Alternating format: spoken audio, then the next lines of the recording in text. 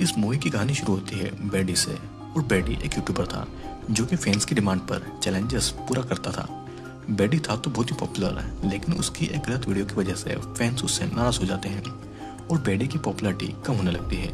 अपनी पॉपुलैरिटी को वापस पाने के लिए बेडी फैंस से माफ़ी मांगता है और बहुत कुछ करता है, लेकिन फैंस उससे खुश नहीं होते हैं और उसका यूट्यूब चैनल बंद होने के खतरे में आ जाता है। अब एक दिन बेडी एक ड्रिंक की स्पॉन्सरशिप करता है, जिस वजह से वो एक चैलेंज को भी एक्सेप्ट कर लेता है। चैलेंज ये था कि उसको एक डेथ माइनर नाम के हॉन्टेड हाउस में एक रात अकेले रहना थी। और सन 1800 में एक आदमी ने अपनी बेटी पोएट गर्ल के लिए वो घर बनवाया था, पर पोएट गर्ल ने वहाँ पर सुसाइड कर लिया था और उस घर में पहले जो भी लोग गए थे उन सभी की मौत हो गई थी।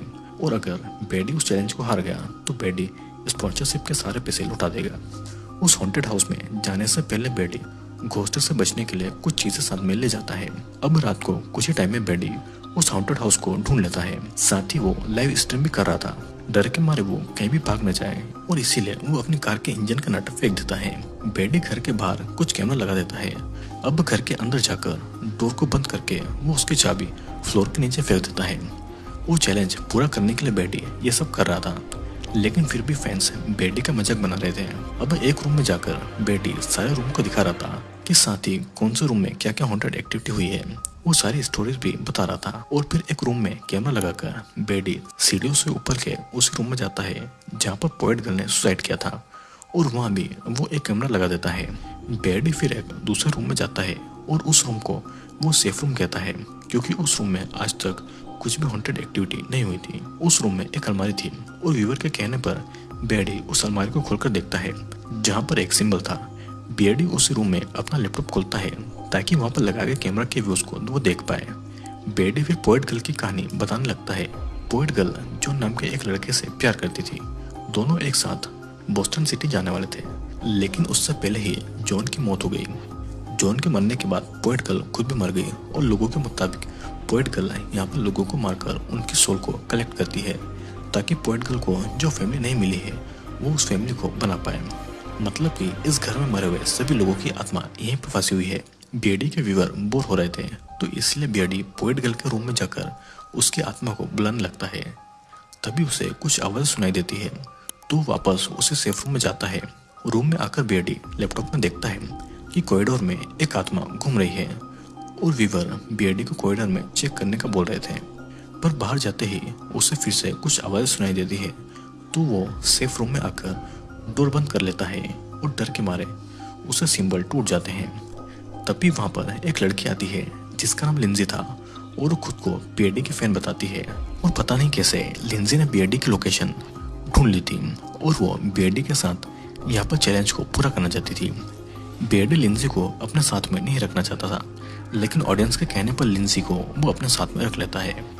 बेडी लिंजी की बॉडी पर कैमरा फिट कर देता है ताकि लिंजी की तरफ से भी सब कुछ रिकॉर्ड हो पाए। फिर दोनों कॉरिडोर की तरफ एक मास्टर बेडरूम में जाते हैं। वहाँ की अलमारी में लिंजी और बेडी को छिपी हुई चिड़िया मिलती है। वो चिड़िया बेसमेंट की तरफ जा रही थी और उसी रूम में बेडी को पोएट गर्ल की लिखी हुई डायरी मिलती है। अब व्यूअर्स के कहने पर बेडी और लिंजी ओइजा बोर्ड खेलकर पोएट गर्ल को बुलाने लगते हैं और अचानक उन दोनों को कुछ अजीब आवाजें सुनाई देने लगती है। बेडी डर रहा था, तो इसीलिए लिंजी बहुत टाइम तक आ नहीं रही थी और उसके कैमरा व्यू में भी बेडी को कुछ भी नजर नहीं आ रहा था। तब लिंजी को ढूंढने के लिए बेडी को सेफ रूम से बाहर आना पड़ता है। फिर अचानक लिंजी बेडी के सामने आकर उसको डरा देती है। लिंजी के ऐसे मजाक की वजह से बेडी लिंजी को बहुत ही बुरा भला कहता है।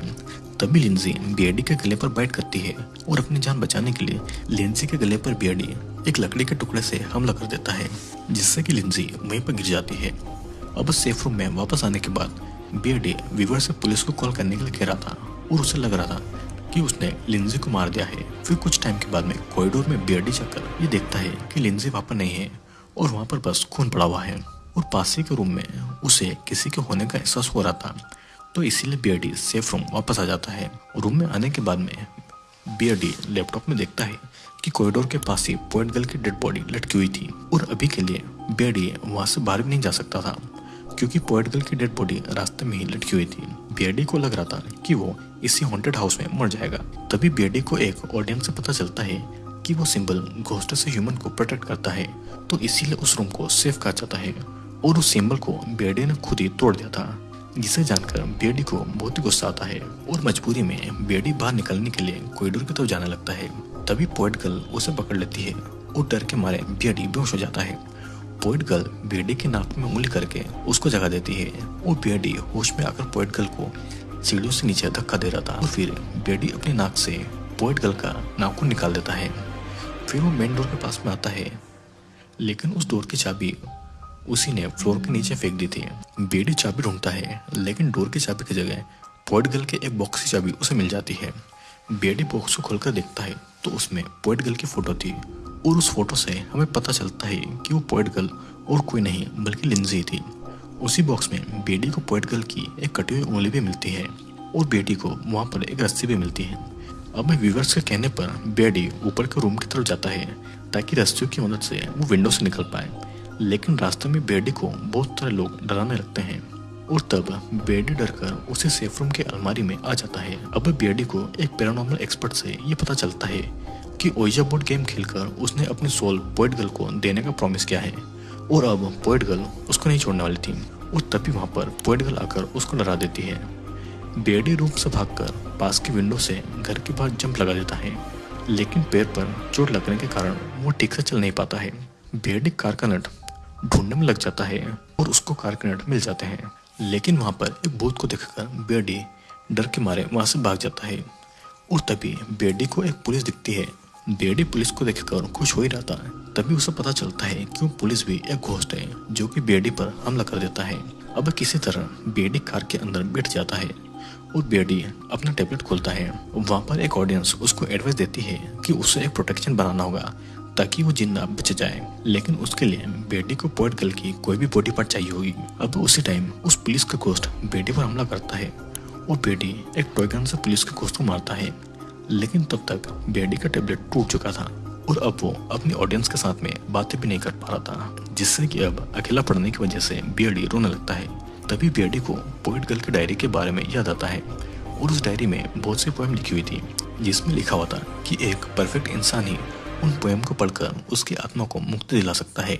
बेडी फिर एक रिचुअल करके उस पोएट गर्ल को मुक्ति दिलाने के बारे में सोचता है, क्योंकि पोएट गर्ल को मुक्ति मिलने पर बेडी जिंदा बच पाएगा। बेडी फिर से घर के अंदर जाता है और सेफ रूम में जाकर वो अपने लैपटॉप में देखता है कि वो अभी भी लाइव स्ट्रीम कर रहा है। बेडी फिर रूम के फ्लोर पर कुछ प्रोटेक्शन सिंबल बनाता है और एक हथियार लेकर वो पोएट गर्ल के घोस्ट को बुलाता है, लेकिन पोएट गर्ल उसके सामने नहीं आती है। और तब बेडी खुद ही कॉरिडोर में जाता है जहाँ पर बहुत सारे घोस्ट बेडी को दिखते हैं। तभी वो पोएट गर्ल को देख के डर जाता है और बेडी फिर से सेफ रूम में छुप जाता है, लेकिन वहाँ पर बेडी पजेस्ट हो जाता है और कुछ ही समय में जब बेडी को होश आता है तो वो एक खून से भरे हुए बाथटब में था। बेडी बाथटब से निकलने की कोशिश करता है, लेकिन एक घोस्ट उसे निकलने नहीं दे रहा था। तब बेडी होली वाटर से भरा हुआ एक इंजेक्शन उस घोस्ट की आंख में मारता है और तब वो घोस्ट ब्लास्ट हो जाता है और बेडी बाथटब से निकल जाता है। अब अचानक से बेडी को पोएट गर्ल पकड़ लेती है। तब बेडी एक नाइफ से उस पोएट गर्ल के सर पर हमला करके सेफ रूम की तरफ आ जाता है, लेकिन वहाँ पर भी वो पोएट गर्ल उसे फॉलो करती है। बेडी अब एक चेयर पोएट गर्ल के सर पर मारता है और पोएट गर्ल बेहोश हो जाती है और तब बेडी पोएट गर्ल की बॉडी को उसी रिचुअल के सिंबल के बीच में ले आता है और उसे वहाँ पर बांध देता है। अब बेडी डायरी की पोएम्स को पढ़ता है, लेकिन पोएट गर्ल को उसे कुछ भी फर्क नहीं पड़ता है और वो बेडी पर हमला करती है। बेडी पोएट गर्ल को धक्का दे देता है, लेकिन जख्मी होने के कारण बेडी वहाँ से भाग नहीं पाता है। तभी बेडी को पोएट गर्ल की कटी हुई उंगली याद आती है, मतलब कि पोएट गर्ल को हेल में भेजने के लिए उसको भी अपनी उंगली काटकर रिचुअल में देना होगी। पोएट गर्ल के आने से पहले बेडी मंत्र पढ़कर अपनी उंगली काटकर रिचुअल में दे देता है और पोएट गर्ल हेल के अंदर चली जाती है। बेडी को ऐसा लग रहा था कि वो बच गया है, लेकिन हेल में पोएट गर्ल गई थी और पोएट गर्ल ने जिन घोस्ट को कैद किया था वे सभी घोस्ट अभी भी वहीं पर थे और वे सभी घोस्ट बेडी को मार डालते हैं और ये सब बेडी के लाइव स्ट्रीम पर चल रहा था। और इसी के साथ में ये मूवी यहीं पर एंड हो जाती है। दोस्तों, इस मूवी में हमने देखा कि एक टाइम पर बेडी के पास में बहुत ही पॉपुलैरिटी थी, लेकिन एक गलती की वजह से फैंस उससे नाराज हो गए और बेडी की पॉपुलैरिटी खत्म हो गई। अपनी पॉपुलैरिटी के पीछे बेडी इतना ज़्यादा पागल हो गया था कि वो ऐसे हॉन्टेड हाउस में घुस गया जहाँ पर आज तक जो कोई भी गया वो कभी भी जिंदा वापस नहीं आया और इन द एंड बेडी भी मारा जाता है। अपनी जिंदगी से ज्यादा इम्पोर्टेंट बेडी को अपनी कोई पॉपुलैरिटी लग रही थी और इस पागलपन ने बेडी की जान ले ली।